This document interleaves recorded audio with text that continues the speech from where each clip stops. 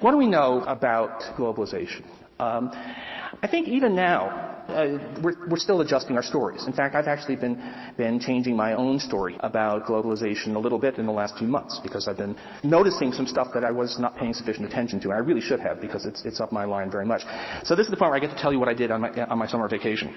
I actually was holidaying in Scotland just relatively recently, and this is kind of depressing. What do economists do on vacation? They go to museums that are focused on economics.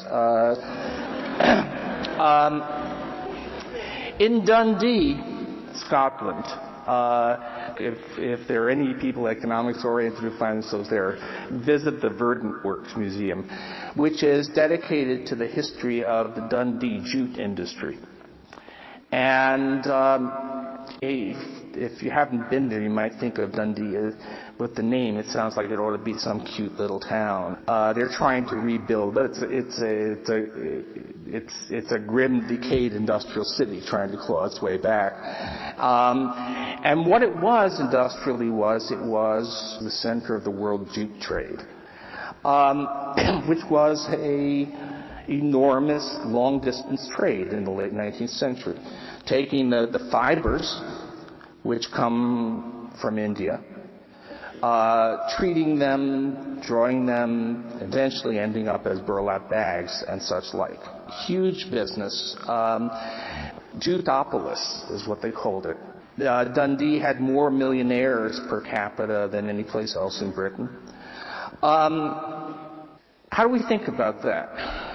Part of it is that it was comparative advantage, which is the grand theory of international trade that's dominated most of our thinking, which is the countries trade because they're different. They have different resources, different competences, and they trade in effect to take advantage of those differences. Obviously, Britain had to import the jute because it won't grow in Scotland for sure. Why was the manufacturing taking place in Britain? Because Britain had the capital, it had the technological skill, it had certain kinds of skilled labor in a way that India at the time did not. Later on, actually, the actual manufacturing moved to India because those things did spread. But initially, at least, it was something you would do in Britain.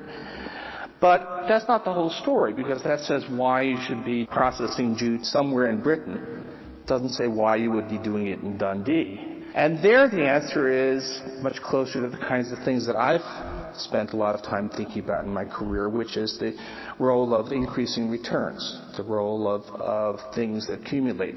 So, as is characteristic of these stories, there are some more or less accidental historical things that got it started. In the early stages, the process of treating the fibers relied on whale oil. Later it turned to mineral oil, but initially it was whale oil, and Dundee was a whaling port. And also it was similar in some respects to dealing with flax, which is something they had. But all that's just how it started. It became irrelevant. You eventually had this clustering.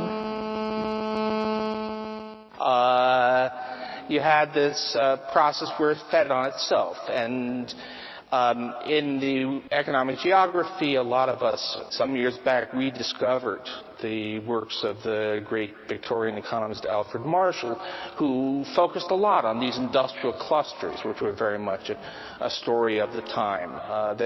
And he said there were really three things.